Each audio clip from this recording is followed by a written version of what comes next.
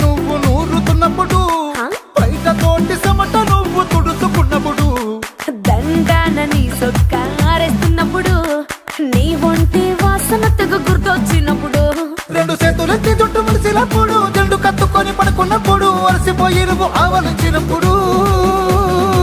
వచ్చుండై feelings వచ్చి వచ్చి చంపేస్తు